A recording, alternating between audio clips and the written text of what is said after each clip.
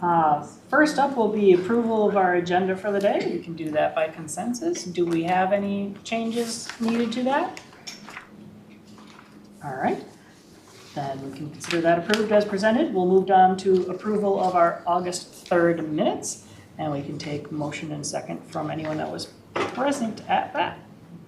I motion to approve the minutes of August meeting. Okay, do we have a second? Second. All right, we have a second from Bob, thank you. Are there any corrections necessary to those minutes?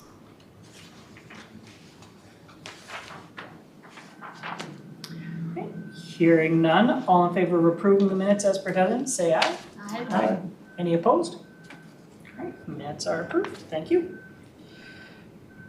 That brings us to the public invitation portion of our meeting for people to address the commission on items not on our agenda for the day. Do we have anyone registered, Emmett? We do not.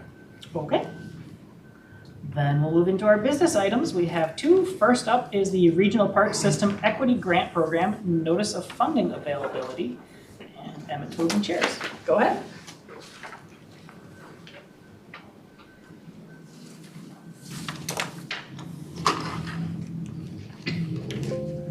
Good afternoon, commissioners and council member. I am not Jessica Lee. I am Emmett Mullin, the Regional Parks Manager. And the sad but also good news for Jessica is that she's accepted a new position with the Minnesota Department of Natural Resources. Jessica will be running their grant programs over there, including the Land and Water Conservation Fund program. So she's doing important work over there. We are going to miss Jessica, particularly me and right now. The good news is that we're in really good shape with the business item in front of us today, the Equity Grant Program Notice of Funding Availability. This presentation will look familiar because you've largely seen it before. When we came with the information item, we did make a few adjustments based on what we've heard from folks. So here is the purpose of the Equity Grant Program. In short, it's providing funding to our regional park agency partners for projects to advance equitable use of the regional parks and trails system. The focus is on race, ethnicity, income, ability, age, and national origin. So just a little background. As you folks know, we started this program back in 2019. It was a $300,000 pilot project, and that first year we had only $300,000 in capital funding. We got over $1.5 million in projects requests, and we were able to fund 3 projects with the $300,000.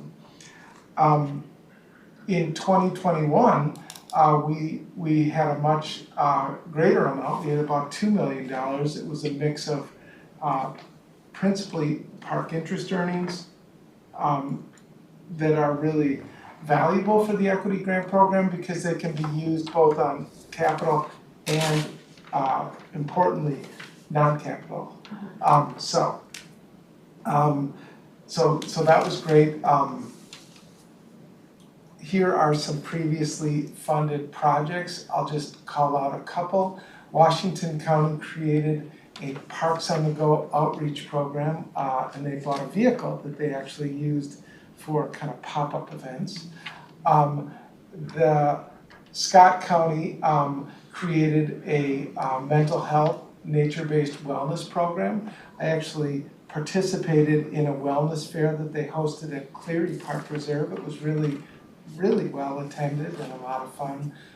Finally, I'll just call out that Anoka County augmented reality trail that they put together, and it's pretty cool, and I think it has really interesting applications beyond just, I think it was at Bunker Park Reserve, that they could go to other parks in their system or even beyond.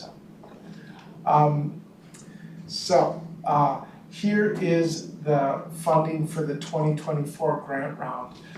We have over $650,000 in capital bonds for capital projects exclusively. And then we have about $1.4 million in interest earnings. So a little over $2 million. The priority, as you have directed, is on awarding projects for programming or other non-capital projects. If we run out of non-capital projects, those interest earnings can be used for capital projects. Finally, as it says, agencies may receive up to $200,000 in non-capital projects as well as up to $200,000 in capital projects for a total of $400,000 as their maximum grant amount. Grants can be between $20,000 and $200,000 for individual projects. This is a difficult slide to read, but this is the scoring criteria. And what's, I think, most important is just focusing on the top level categories, starting with impact on equitable use, community partnerships, community engagement and awareness, capacity building, and programming initiatives. Based on input we received from you as well as park agencies, we did modify this criteria under community engagement and awareness. Bob, you suggested that we add something around awareness building among prioritized communities. And that is, I really like how that turned out. That's the second bullet under, again, community engagement and awareness. We also got a comment from some of the smaller agencies around programming initiatives, just to recognize that some park implementing agencies don't have full-time programming staff, and they wanted to make sure that that was clear, that it was okay for that. So our anticipated timeline for the next grant round, I say this not having a grant manager on staff, but we're really going to do our best to keep this on track, and we actually have a strategy for pulling in some help from another unit. But we're looking to send this notice of funding availability out to the agencies in early November 2023. Applications would be due mid-December, and then we have a technical team that we're pulling together in February. Okay, this is the opportunity for commissioners. We can use up to 4 commissioners to serve on this committee. The commitment would be that you need to score the projects ahead of the decision meeting. It would basically be 2 meetings. The first would be an introductory meeting about what this is and how the scoring works, and then you go score them, and then you come back the next time, and it would be a decision meeting. So if you're interested, I would just ask you to talk with our chair, Tony.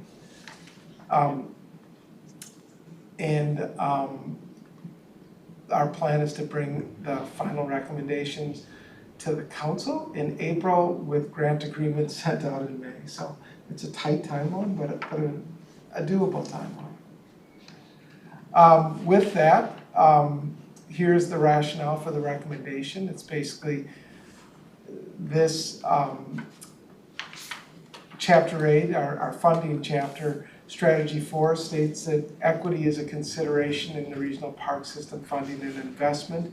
This equity grant program is really our most visible funding mechanism for advancing equity in the region. So with that, the recommendation is that the Metropolitan Council, that's you as the Metropolitan Parks and Open Space Commission, authorize the Regional Parks System Competitive Equity Grant Program 2024 Notice of Funding Availability. So with that, I will stop, and I'm happy to try to answer any questions that you might have. Okay, thank you, Emmett. Sue. You had your hand up first. All right, Cecily, go ahead. Sure. Because there are only 10 eligible applicant agencies, have we thought of asking that they partner with a non-implementing agency? That's kind of my first question, or have it eligible to non-regional park and trail agencies? Excellent question, Cecily. I think you're right that the funding may only go to the 10 agencies. That's the sort of state statute that we operate under. But we really do strongly encourage that agencies partner with community organizations, groups, and that is one of the criteria around community partnerships, that they would actually get credit for those partnerships. But I So- meant partnerships with other agencies Oh, within like the region, like a city, a a county, or something else. I think that is within the bounds of what's possible here. Like the idea that they would partner with maybe a city that has a nature center or something like that. Yeah. Yeah, essentially the way this is referred to in a lot of contexts is a fiscal agent. So the money has to go to one of the 10 implementing agencies, but like who actually does the work can be very up in the air. But one of the implementing agencies has to be the one handling the money one way or another. No, I understand that. This is just so easy. Yeah. You know, there are only 10 eligible applicants, and they basically tell us which equity focus areas they're addressing. Mhm. And I seem to remember, I think I was on the review team 2 years ago, and people would just write equity down. I guess I would say rather than one or more, I would suggest 2 or more equity focus areas. Yeah. You know, make them work a little harder. They're gonna get the money. I mean, 10 applicants will get the money. Yeah. Chair and Cecily, if I could just say, I think you're exactly right that those projects that addressed more than one would fare a lot better. That was just a reality of the program. Yeah, I think that's where the review team gets the discretion to award points differently. So you don't just get 20 points by meeting the bare minimum, you can get points by doing anything within that realm. So yeah, I think, and when you're talking about partnering with other things, that's where the community partnership scoring would go. And in terms of equitable use, the better they define things and the more categories they define, the more of those 20 points they should be getting. Good point. Yes, Sue? Thank you. Cecily was right in the same lane I was around collaboration. And you asked some of what I was going to ask, but I also am wondering about collaboration among the 10 agencies. I can't come up with a good example in my head, but I'm sure there's one out there where there may be a spot in Anoka that neighbors Washington County, and if they could get together and work together on it, I think that would be an interesting kind of project. I also hope that for anybody who's listening from the agencies, that folks consider programs related to schools, because that's our next generation of environmentalists and parks and trails advocates.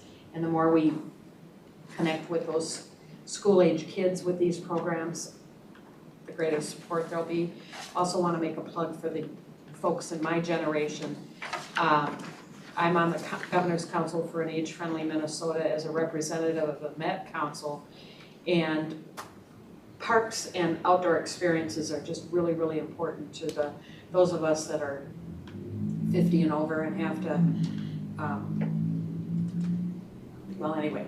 The other question I had to do with staffing, and that's for any of our agencies that may have limited staff and or new staff. Do we provide assistance with the grant process to make it easy for them to figure it out? And Yeah, Chair and Commissioners, first to answer your question, there have been examples of agencies working together on projects. I don't remember, but they're like Learn to Ride, maybe they bought a bike fleet together or something. Yeah. But there were a number of examples of those. Your second question around staffing, the equity grant program, the non-capital funds do go to help fund ambassador type programs in several of the agencies. I know for certain St. Paul, Washington County, and Ramsey County, but yeah, I think it's more than that.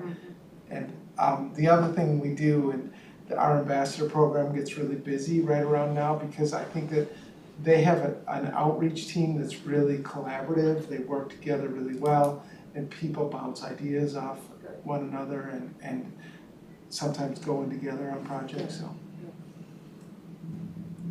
And from a staffing standpoint, folks, there isn't an issue there. We don't have folks who aren't applying for grants because they just don't have the time or the feel comfortable going through the process. Chair and council member, I think there are always challenges around capacity, so I don't want to say that that's not an issue. Okay. I think that all agencies have effectively written Okay, equity great. grants in the past and have received funding. I know that the advisory, or the decision, the technical advisory committee makes a point of really trying to move the money around the region. Like that's my memory of how that process has worked.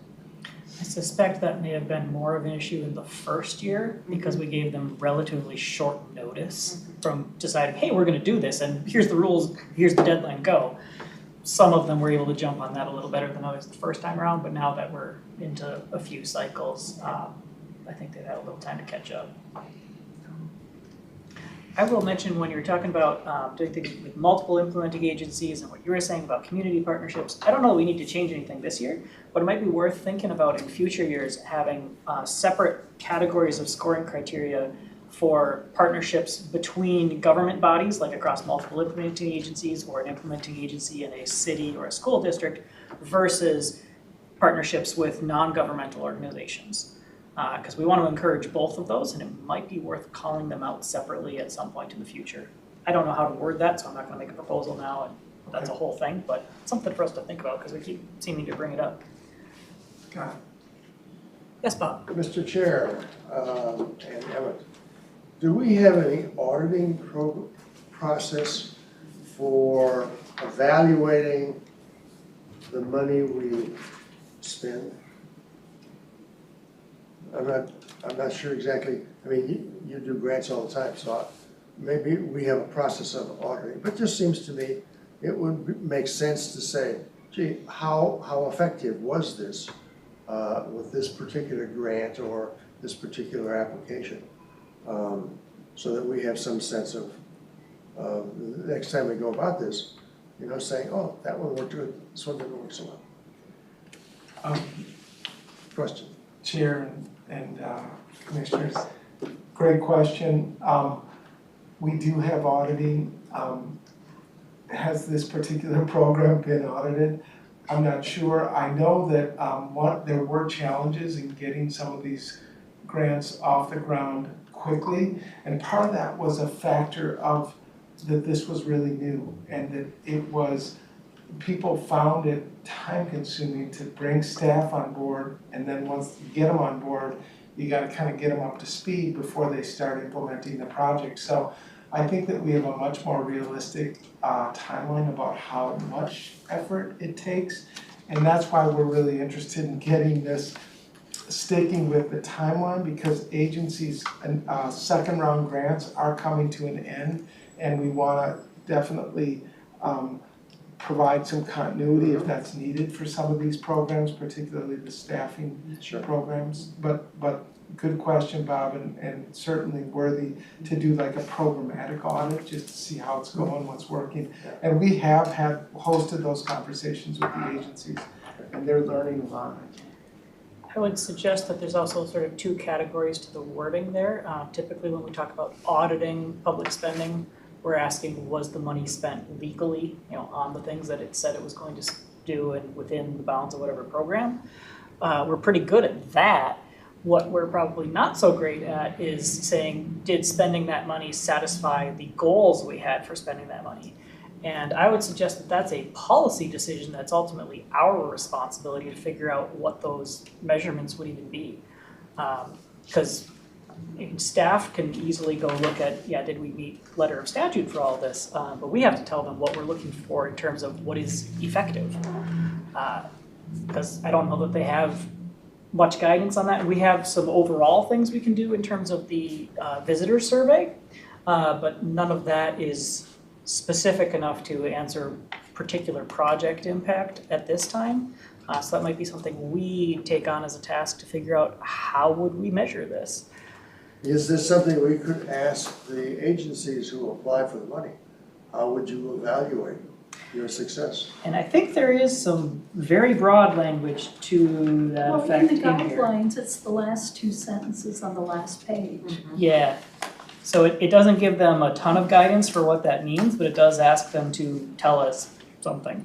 And what comes in for that, we might use to guide us in future years for, oh yeah, that agency had a really good idea for that.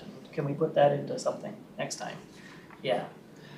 Well, yes. And along that line, I think it would be great if the agencies would kind of do a lessons learned.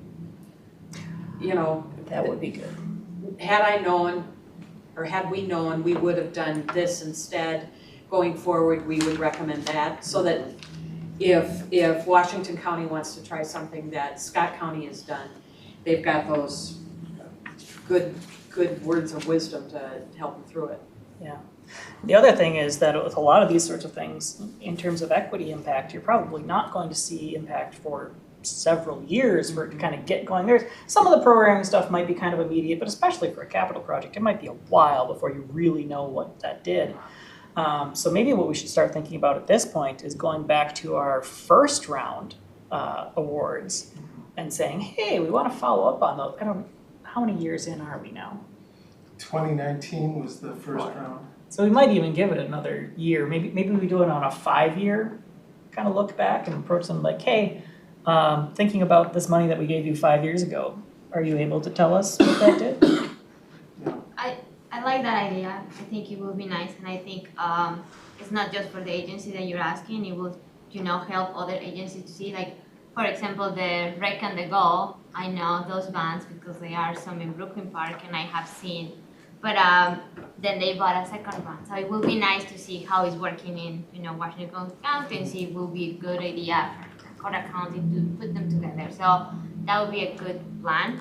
I will just only say, and I know it's hard, but it will be, if it's simple for the agency, it's the best, because they don't have the staffing, they don't have the time, they're working a lot. So just tell me in 10 sentences what you learned from here, or something that is not like an over complicated Arduous. process that Yeah. they're just gonna say, well, more homework now, right? Right. Yeah, it's like, I would love to have them go, do additional visitor surveys for everything constantly, Yeah. but it's, tens of thousands of dollars to do that, so I know it's tricky. The other thing I just realized in terms of my timeline is 2019 is when we gave them money, and we gave them 3 years to spend the money, so we might not have even as much data as I thought, because it would be several years after completion of projects. Correct.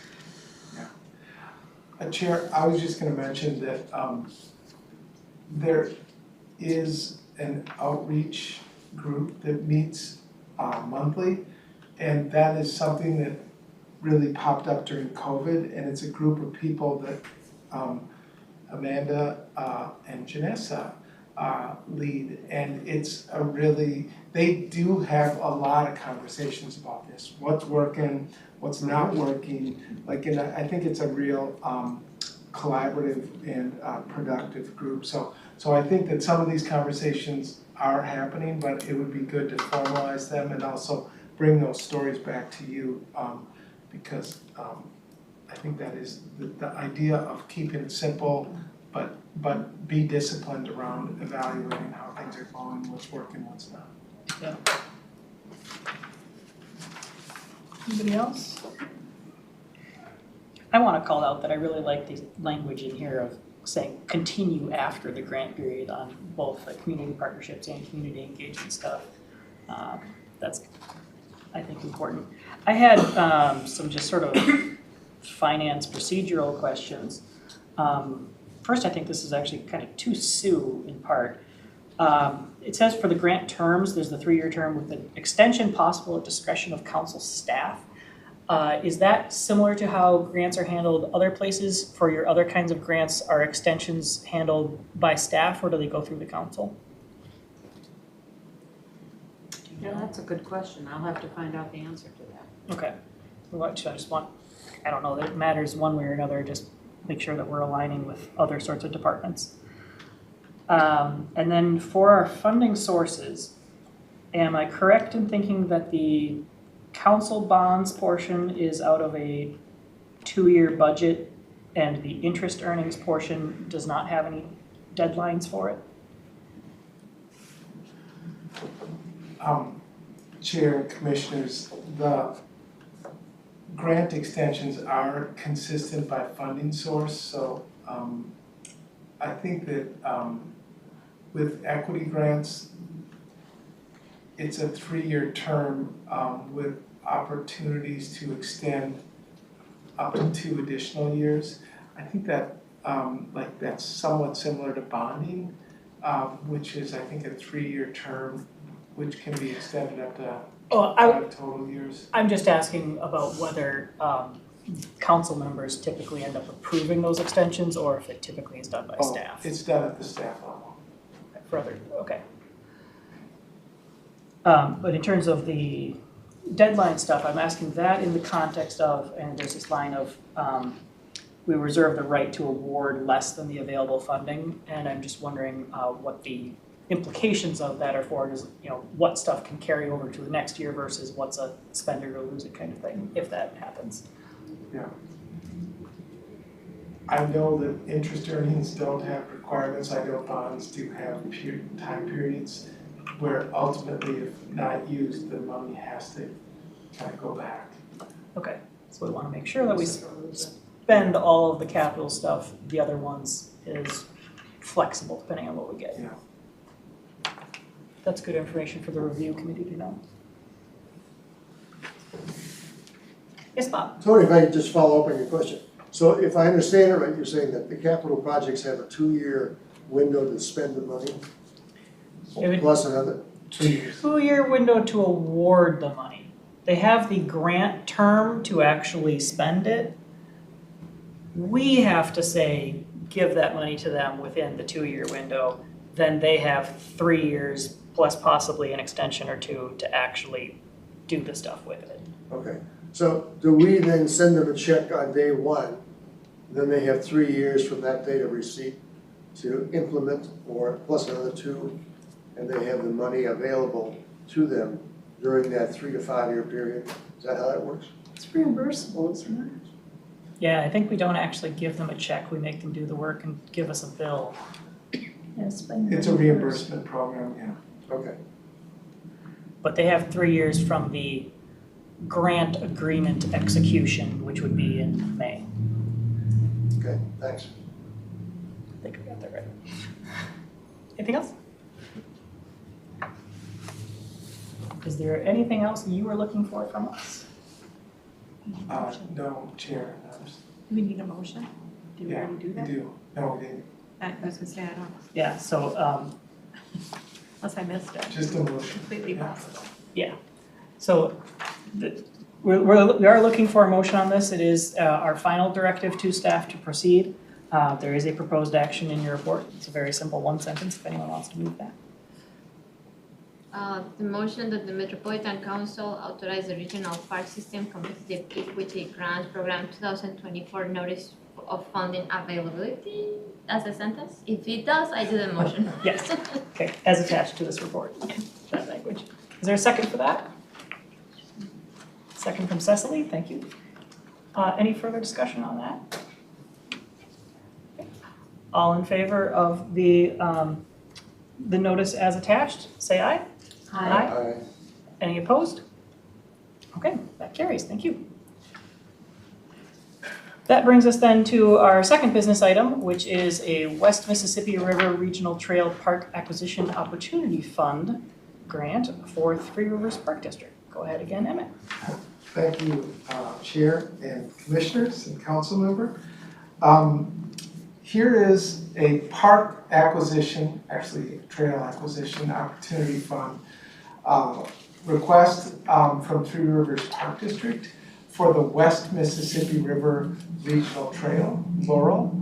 I am happy to report that Jonathan Flaming is here, and he can help me answer questions once I've presented the business item. So,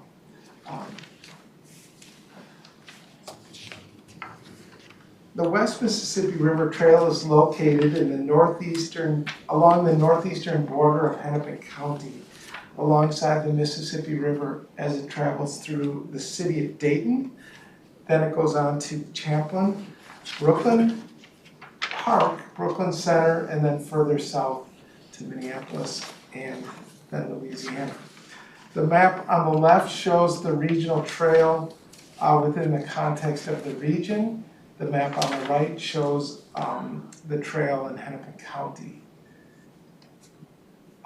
Here is a more up close and personal map. As you can see in that map on the left, the trail is divided into 4 segments, A through D. The acquisition today is located in segment A in the city of Dayton.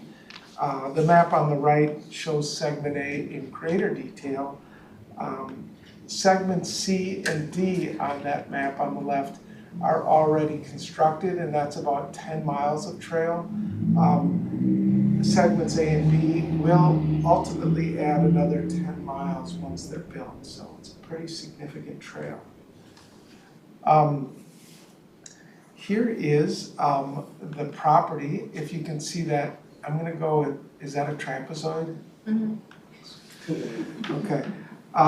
The property contains 136 linear feet of Mississippi River shoreline, and it's within the Mississippi River Corridor Critical Area. That's a designation, a state designation that helps protect the river, the biological and ecological functions.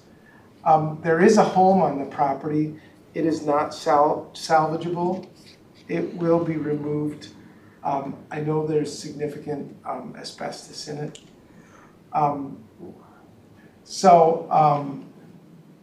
Here's the rationale. This is pretty quick for the recommendation. This acquisition is consistent with the 2040 Regional Parks Policy Plan. It's consistent with the use of the Parks and Trails Legacy Fund. It is also a parcel that's contained within the West Mississippi River Regional Trail Long Range Plan. And Three Rivers is within its $1.7 million per fiscal year limit for the Parks and Trails Legacy Fund. With that, the recommendations are that the Metropolitan Council approve a grant of up to $431,250 to Three Rivers to acquire this 1.98 acre parcel in Dayton. And then the second one is to authorize the Community Development Director to execute the grant agreement and the restrictive covenant on behalf of the council. So that is the request today. If anyone has questions on this acquisition, I would be happy to try to answer them now. Questions? So, sorry. Yes, Monica. The land that is beside that lot, is that park on, or we're just slowly, getting all these little parcels? If you go back to the map, what it is, Oh, sorry. like, Yeah. south will be part of the park, and then north will be still some homeowners?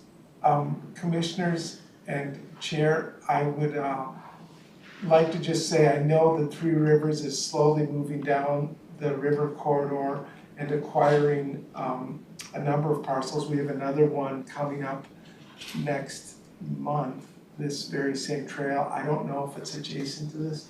I would invite Jonathan to the table. Good afternoon, Jonathan Flaming, Three Rivers Park District. Pleasure to see you all today. I believe we've purchased 6 properties so far. We're doing an all willing seller. So it's as they come on market or as they reach out to us. And this thing is starting to snowball. The word's out that we're good to work with to purchase properties. We offer a fair assessed value. And so the properties right now current adjacent to this are in private holdings. They are fully aware that we're purchasing it though. As part of the process of making the acquisition, we had to confer with the city of Dayton. Also wanted to make sure the neighbors knew that this was being purchased for, a future trail corridor. And that actually works in our benefit because then they go, hey, maybe I'll sell it to them and save 7% or whatever the realtor fees are. Right, yes. Oh yeah, I know one day I will walk that trail all the way back my house. 20 over miles. there now, yes. But yeah, I'm just curious about it, so thank you. Yeah, you bet. Other commissioner questions? Sue? Totally unrelated to the trail. Asbestos removal is factored into the costs? Yes, it is. It's one of the reasons why the total cost is so much more than the Yeah. purchase price. Thank you. I did have a question about that piece in terms of how we document it. I can't remember what past ones have looked like. We have this section in the grant application called stewardship and minimal access. And there isn't anything filled out in that, but we do have the costs of that under site remediation and land stewardship. Shouldn't that part be explained in this? Or I know it says the house will be removed, but Chair, commissioners, it's an estimate. We're not quite sure what we're getting into until we go in to start to demolish a house. And as with the other grants you were talking about earlier, it is all reimbursement. So if the cost is less, then the actual reimbursement amount is also less. It was estimated by our staff there would be about $80,000 to remove the house, the Quonset hut, and then the intent is to make it an interim access to the river as well, as part of our stewardship of this land until such a day when the trail runs the entire.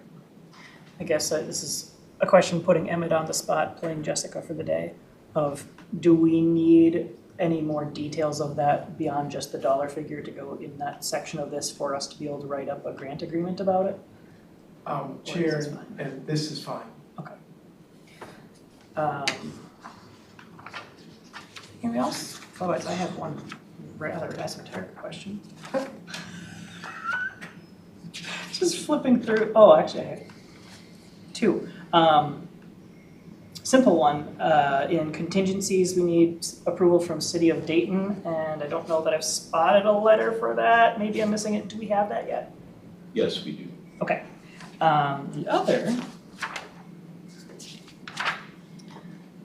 there's one saying, I just want to know what this means. Approval that the subject property may be used as law-con conversion replacement property from the Department of Natural Resources and National Park Service.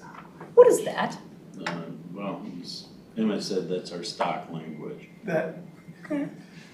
Chair and commissioners, land and water conservation fund money, if there isn't any land and water conservation fund money in this project, but when there is, or adjacent, like it complicates things.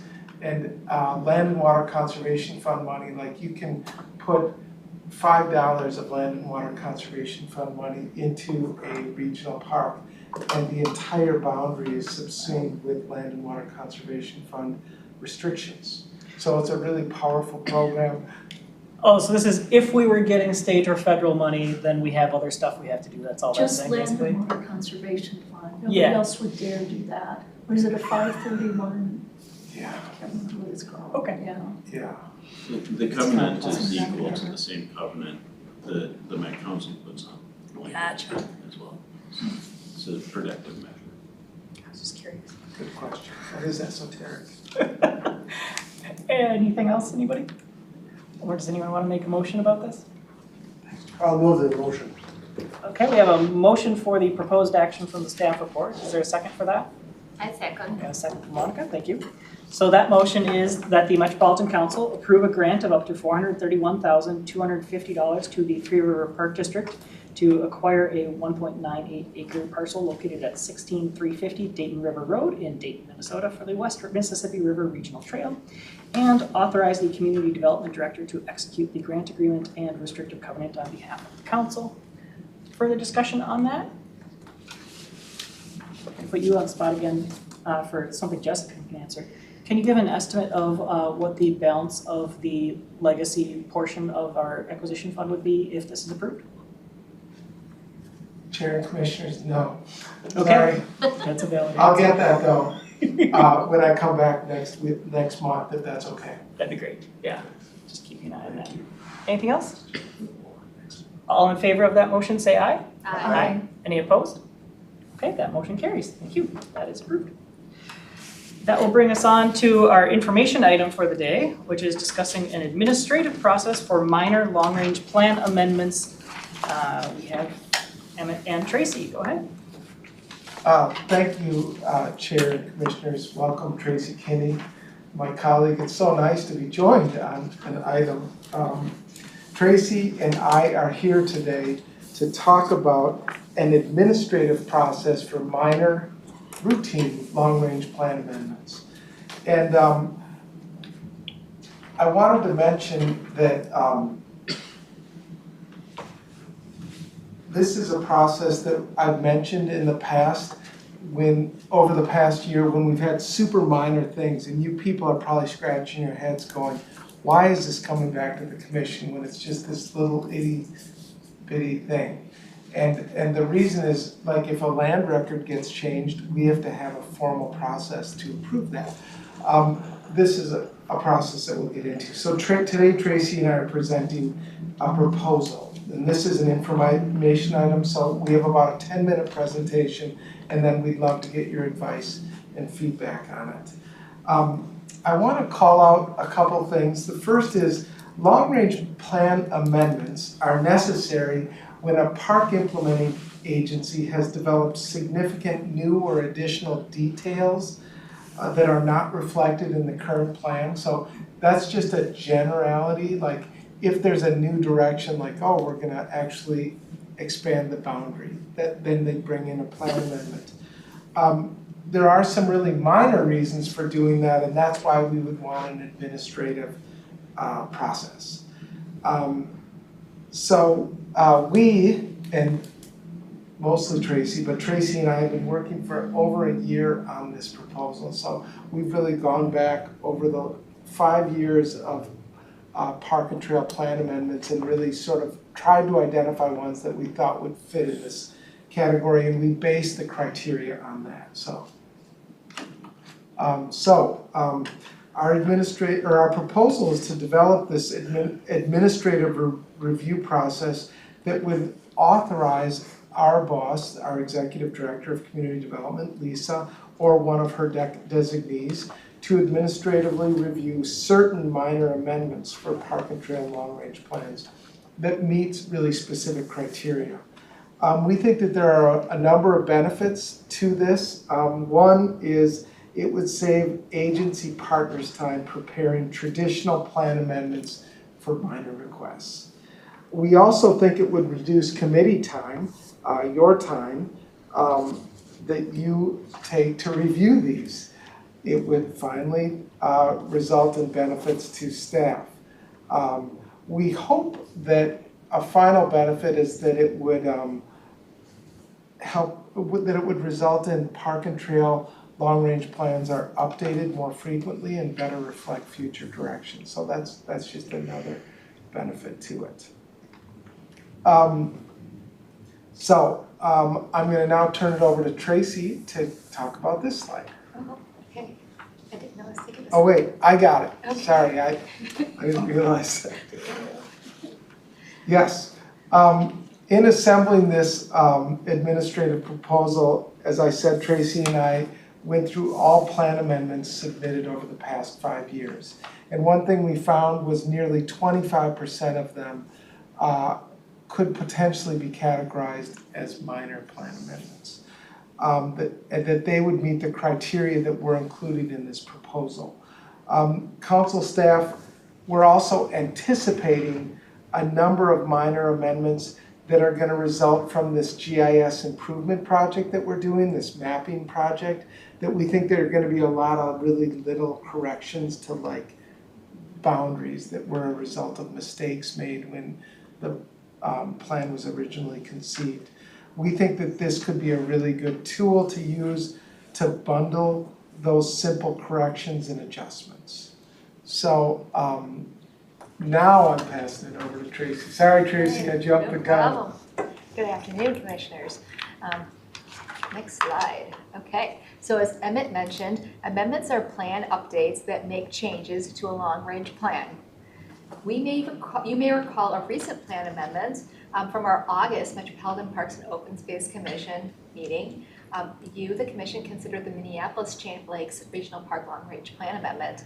This was a minor boundary adjustment by adding 2 adjacent parcels to the regional park boundary. So that's just an example to kind of get the juices flowing here. So before you is a suite of amendment tools that are both current and proposed processes. The range of amendments describes an effort to match the scale of the request to a similarly scaled process while ensuring consistency with council policies and procedures.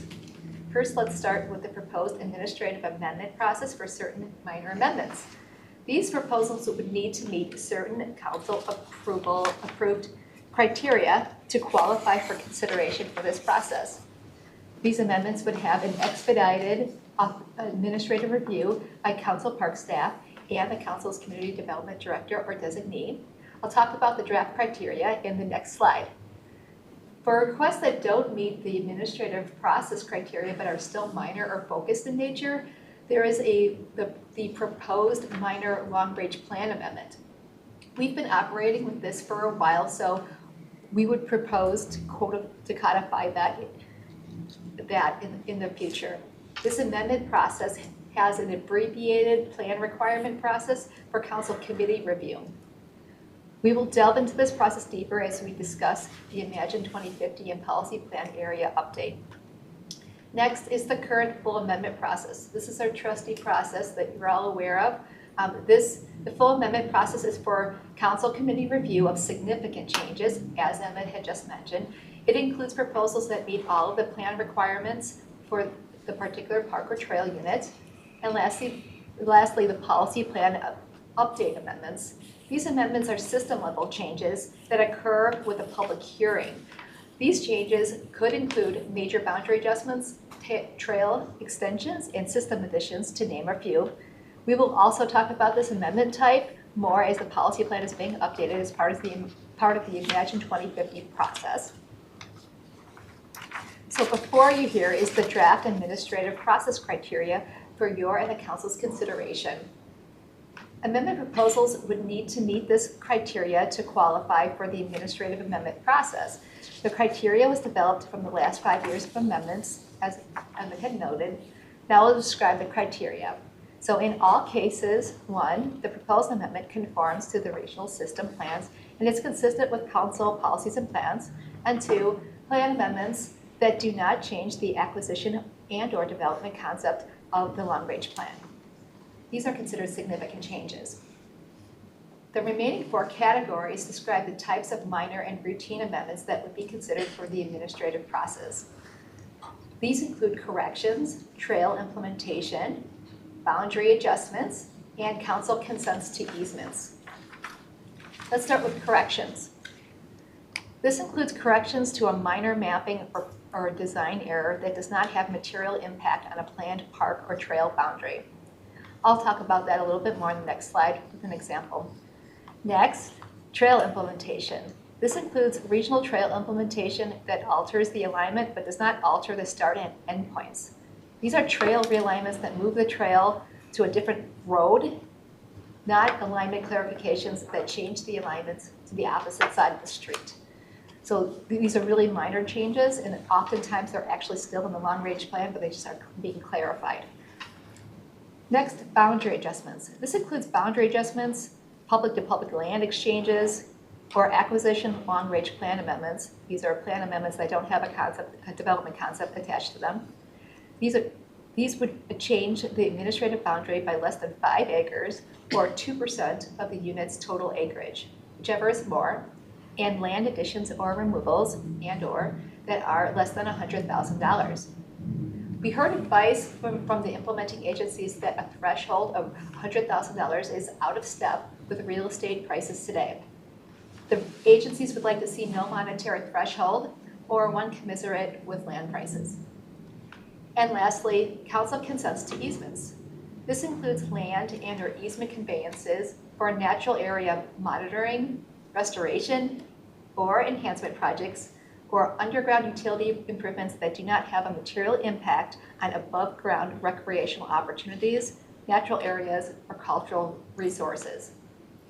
I'll end on a note that while an amendment may fall into one of the above categories, the council may determine otherwise and require the review of the council's committee review process.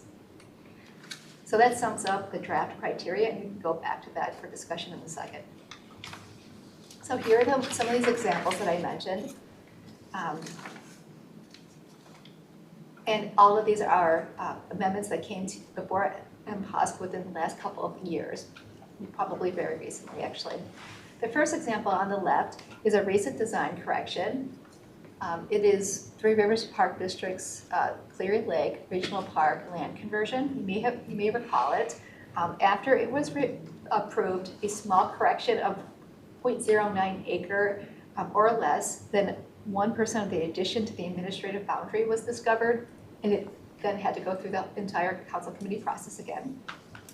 So the middle example is a boundary adjustment. The land exchange removed 0.3 acres of Mississippi River Regional Trail corridor land valued at $36,900 and added 0.3 acres of parkland valued at $33,500 within Anoka County Riverfront Regional Park. This was a public-to-public land exchange. And third, natural area or utility easements. Washington County recently granted the Watershed District a 3.4 acre easement to protect the lake. So this is a natural area easement that improved the area for the lake. So how does this all work? Here are the proposed and current processes for the range of amendments that we're discussing today. Of note are the time savings of the proposed amendment process, which is estimated at 15 business days. The process includes contacting the council, a council staff administrative process determination. The next step is working together as both council and agency staff to determine the submittal contents, which would be abbreviated and customized to the request. Then the next step would then be that the agency would provide the formal submittal. And finally, there would be administrative review and approval. Next is the proposed minor amendment. This is similar to the proposed administrative amendment process with an abbreviated submittal that is determined jointly. This process includes a council committee review, which pushes the process up to approximately 60 days. Next, the full amendment process, which takes around 60 business days and sometimes more for the council committee review process. And lastly, the policy plan update process. This process takes approximately 4 months because it requires a formal agency submittal, then a public hearing, and council committee review. This sums up the range of amendment processes. Emmett, I'll hand it back to you. Thank you. This is the point at which we would love to hear your questions or insights or advice. So this was detailed, and we are happy to go back to any part of the presentation. So we'd love to get your proposal because or get your ideas because we want to come back in the coming months with a proposal for a business item on this. So with that, I'll just stop and listen. Okay. Feedback from commissioners. I'll start. I'm all for saving time and process. I think it's a great idea. I can see some concerns that might happen for some plans because it's kind of losing a little bit of control, or that's would be a feeling maybe. But I think the process is going in a good way. Like I like how you're, dividing the items like the fast process is like this amount of acres and this amount of money. The boundaries, I like that. I think for the, corrections and trail implementation, those make total sense. Like, I remember the one where it came back and it was just a tiny thing that I was like, why am I even looking at this again? So it was so confusing for me, and then, so it's kind of like we don't vote to approve the agenda or to adjourn the meeting. There are things that could be given. I do agree with the staff that 100,000 is probably not good. I don't know, I'm not an expert in real estate, but it could be like a, certain percentage of the amount of land that we're talking about, and compare with park or market rate at the moment where they're asking. But if we actually want to put like a monetary limit, that would be what I would suggest. But other than that, I think more than 5 acres will be significant less. Will be like, it's like a tiny, for a regional park, it wouldn't mean too much. So I don't know. It looks good. Keep going. Thank you. Okay, thank you, Monica. Anyone else? I'm particularly interested in some more feedback on the monetary thing. The one piece I'm thinking of there is we have a responsibility when we publish the Parks Policy Plan to include just an overall big statement about cost to complete the system, or estimated cost to complete the system, which is a rather fuzzy number, of course, but it is one that we put out there. And so I think I'm wondering if we should have something in there for that, if there's something that constitutes a significant impact on that overall number. I'm not necessarily too worried about something at the $100,000 level, but I do think maybe it's appropriate for us to have something in there just so if it's a big change to the parks policy document that we have seen and published, we might want to know that. One number that I might throw out, so you used 2% for our acreage stuff. Maybe if it's a 2% increase in that implementing agency's estimated acquisition costs, which would be a lot. I know I just looked up where our total numbers are in the current plan. We have a total estimated cost to complete the system of $2.1 billion. Of which 486 million is acquisition costs and 1.6 billion is development costs. So you could say something either that's relative to that 486 million overall system ones, or like I said, possibly break it down to the implementing agency. I don't know that I care about breaking it down to the individual park level. Other people's thoughts? That sounds reasonable. You like what? I think having some kind of a financial element makes sense. The 1% of the 400 million, for example, I just don't know how to quantify it, and you're bringing at least some ideas to the party for consideration. So Tony, at least it's a relative number that you can put your hand on as to why. I don't have a better suggestion. As some general feedback to staff, are we in broad consensus that it makes sense to have some financial criteria on it, but it's something much larger than $100,000? Yeah. Well, if the agencies say this is impractical, I think we ought to listen to that. Yeah, I would agree with that. Well, and right now, 100,000 makes no sense because how is the retail value of land? But we don't know what's going to happen, 2 years, 4 years from now. And then if the market crashes, maybe 100,000 it will be back to like it was, 10 years ago. So that's why it has to be some kind of, and I don't know how, but it has to be like a percentage of whatever value in this land at the moment is. Yeah. Like, and, don't look at me like that, Emmett, I'm just tossing ideas to you. Yeah. Like, if let's say Three Rivers is doing a project, and Three Rivers is massive, so if you say 1% of Three Rivers might make no sense if you're talking about just French Park. But if it's just, I don't know if I wanna say is, those 1% of this little part in French Park, I don't know if it could be like just small, because then everything will come back to being one of the biggest items, so. I think what I'm getting at with it is the acreage thresholds, it makes sense to be relative to the park unit in question. But the financial threshold, my only concern is relative to the cost to complete the system category. I don't care about it on a per park level, but something very large picture would be good to know. Because if you happen to add something that's, 5 acres, but it happens to include a $40 million mansion, I might want to know that.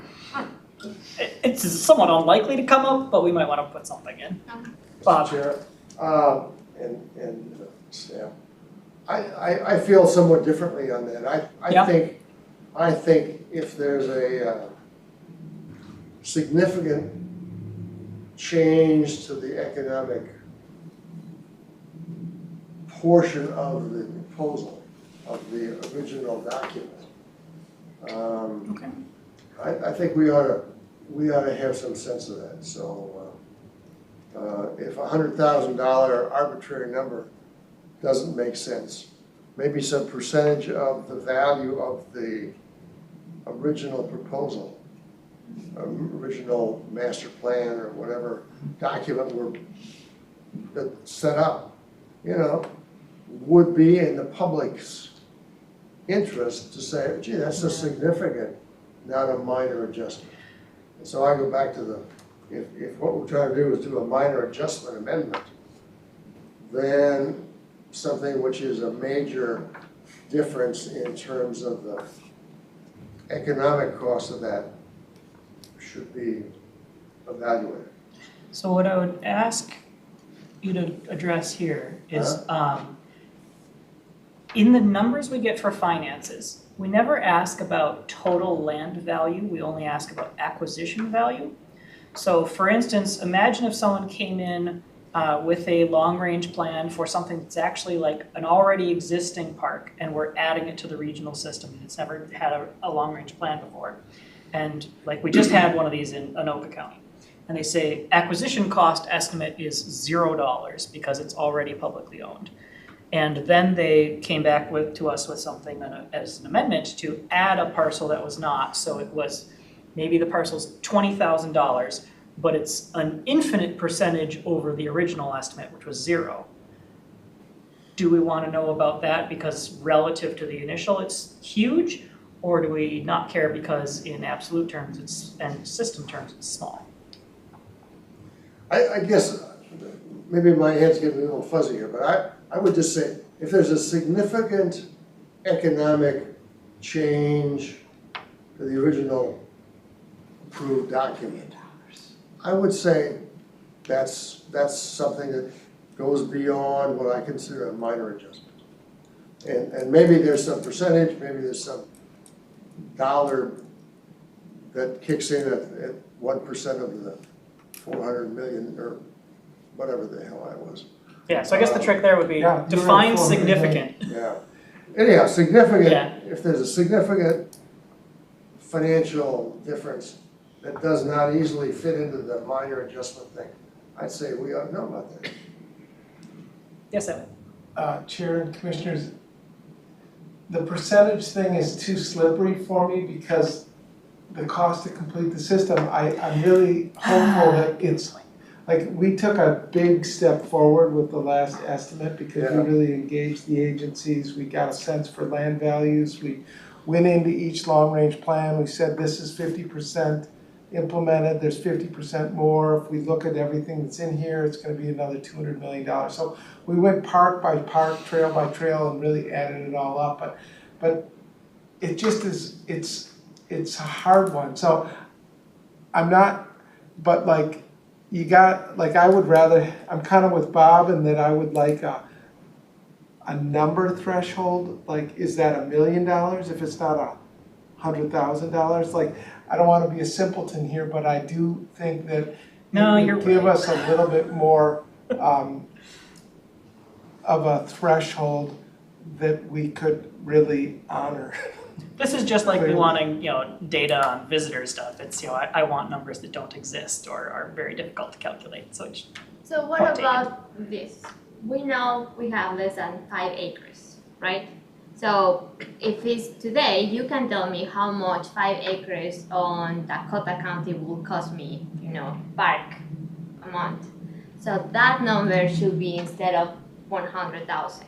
So whatever is the value of the 5 acres at the time. And if you wanna put it instead of, because I understand that, but park value will be very low, but if it's like a market value, then it will give me the house that we just approved right now. It was like 400,000 somewhere over there. So that's the question, do we wanna still go into the process if we're somebody's buying something for 100,000, or what if it's 385, so it's just gone, you got it and that's it. Monica, the average cost of an acre of land within the MUSA is about $260,000. It's in that neighborhood. If it's 5 acres times, that's about $1.25 million, like, Well, it's less than that, so there you go. I'm just looking for something concrete and easy But to, can it be kind of like Bob said, within the item that you pass? Like I would say, for example, in your Dakota example, that it used to be $0 and now it's 20,000. It might be a good idea to check that project, because before we just give it, but it's for free. There you go. But now it's 20,000, so I don't know how much 20,000 would impact. Or what about in the Mississippi one? You just told me that that this acquisition will not impact Three Rivers because they still have that much money from their budget. yeah. So if every year each agency has a budget. So what if it's like don't go beyond the 1% or 2% of the agency's budget that we are checking? Would that be more reasonable? I think that's questions we're asking ourselves rather than questions we're asking Emmett. It's a possibility. Sue, Could we ask Jonathan his thoughts, we could, sure. Do please? we have any other agencies present? I'm asking that because, Because he wants to tell you, yeah. well, no, because I wanna know what he thinks about it, because they're the ones doing the work I appreciate and it. bringing the minor amendments. The way I look at it is, and correct me if I'm wrong, right now, if the 100,000 wasn't in there, it could be, and it was a small addition to a park, let's say of an acre, it would be an administrative amendment, correct? And if it's over 100,000, the way it's worded, it would then be a 6-week process instead of maybe a week process. Is that correct? That's this- correct. this Okay, minor so that's part. the impact that we're dealing with when we're talking about money. The only time I can think where we need to work that super quickly is when we have a willing seller situation that comes out of the blue, that was unexpected, and that is not in a master plan to begin with. That's a rare case that happens. It kind of sort of happened to Minneapolis Park and Rec Board just a few months ago with that weird sliver of land. And the reality is, it already is a multi-month process to do the acquisition, to get the acquisition grant for that purchase of that property. So the 6 weeks, the 6 week timeframe for the 100,000 threshold being surpassed is essentially inconsequential to the timing of the grant approval that is required to move forward with the actual purchase of the additional land. I think I'm trying to make this as clear as possible. So it doesn't matter. I guess, when it comes to land acquisition, if that's the primary purpose of doing the administrative boundary adjustment, is because this great property came up, it wasn't on our radar, but it really needs to be in there, and we wanna do it. We're still hampered by the length it takes to do the grant, the acquisition grant process. And that will dictate how quickly we can meet the seller's desire for a quick sale. So Jonathan, are you suggesting we take boundary adjustments out of there and keep the others in? No, I'm suggesting it's fine as it is, and the 100,000 isn't something we should lose a whole lot of sleep over. Though I would go to the average acre or something that you can ground, because the 100,000 is kind of arbitrary. Emmett, didn't you say that some implementing agencies had said they objected to that? Maybe not Jonathan, but No, somebody. that was me Oh, it was- originally, but I've had time to think about it. Oh, okay. Is it, so something higher than that, but that's grounded? So if we took 5 acres and said about, why not go up to $1 million? You said 1 acre though, didn't you, Jonathan? Oh, no. Oh, okay. Well, so the 5 acres is Okay, coming all from, right, that's so- what we're saying is our acreage amount. For context, I just looked up Yeah. the Minneapolis acquisition that we were talking about, that was $964,000. I asked in that meeting, is anybody concerned about that dollar figure? And you all looked at me and said no. So apparently, we didn't bat an eye about that. I kind of like what you were suggesting of maybe take 5 acres times the average within the MUSA. And as Sandy was pointing out to me, this presumably becomes part of our parks policy plan. And so it's going to be updated every 4 years, which means that we can recalculate that based on changing dollars per acre within the MUSA figures every 4 years. And that gives us something that's adjustable based on changing land values, and it is not as arbitrary, it's tied to another thing that we've called out in this criteria. Yep. That makes sense? Okay. Other thoughts? Oh. Yes, Blanca. Sorry, and I might miss this part here, and it probably is already there, so I apologize. But if there is any, residence or public conflict, I think that should be something that it needs to come back, because then for example, the Dakota one, if the neighbor is nope, I don't want this, and they start putting flags and whatever is happening, then I think something that we should listen and be open. So that would be one of the criteria. But if it's there, fine. Chair and Commissioners, I agree, and Tracey and I have tried to reflect that in this proposal. I want to call to example the Graco acquisition that the city of Minneapolis had with the Above the Falls plan. I think it was 0.2 acres. It was well over $1 million, and it was super controversial. And something like that, I don't think would ever meet the threshold intended in this administrative approval. Yeah, I think we could call it, we usually have a section in our business items about that. We could just call it out as if there's a change to the known opposition section. Yeah. That would make sense. Uh, Yes, Bob? I think you asked for comments. I like the concept of streamlining the minor administrative process. So to that extent, I like what you've got. The adjustment that we've been talking about makes sense to me, so I'm there. There is one additional criterion I would like to see personally that would bump it into the minor category instead of the administrative category. And that relates to our role in land stewardship and restrictive covenants. Personally, I would like to see something come through some sort of a commission approval anytime we're removing a restrictive covenant from land, even if it's relatively small. So if we're, obviously any additions, it's not a problem. If we're removing land from a boundary that is a private inholding and doesn't have a restrictive covenant, or that was acquired without council funds and doesn't have a restrictive covenant, that's fine. And then also like the big marine thing for Washington County that we just had, there was a consent to an easement, but the easement terms were still consistent with the restrictive covenant terms, so we didn't have to remove it for that. That's fine. All of those I would say could go through administratively, but I think for me personally, even if it's a very small amount, if we're removing restrictive covenant that we've previously granted, I would like to see that come through. Does anyone else have thoughts on that? Silence. Can you give me an example, because I'm not sure. I mean, I don't I understand. think there was one in Lebanon Hills a while back where we did it was actually a land exchange. So we took restrictive covenant off of a piece and put it onto another piece when there was a change to a power line. So we moved things around. There was no significant change to total acreage, but we moved it from this bit of land here to this bit of land here so they could reroute a power line. Got it, You wanna see that? makes sense.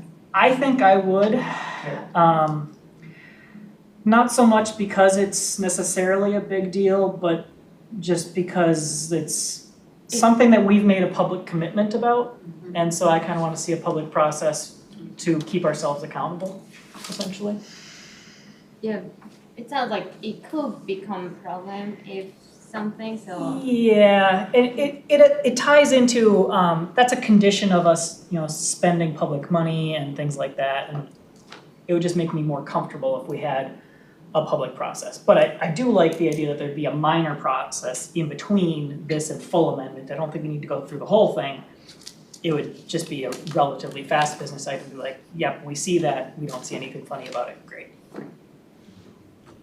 My thoughts. Fast track. Yeah. Yeah, I think. Chair, commissioners, we will see items like the one on the right, no, not which one? No, No, the one on the left, the Cleary Lake one then, which was a really tiny minor change to an yeah. item that was already approved, just looking. So, It would have been a removal of the restrictive covenant on .09 acres. well, of land. so that was an error in plan. Had a restrictive covenant actually been recorded before that came back? I believe so. Okay. Yeah, so some of them will be a little silly, but I think relatively infrequent. So I think I'm okay with that.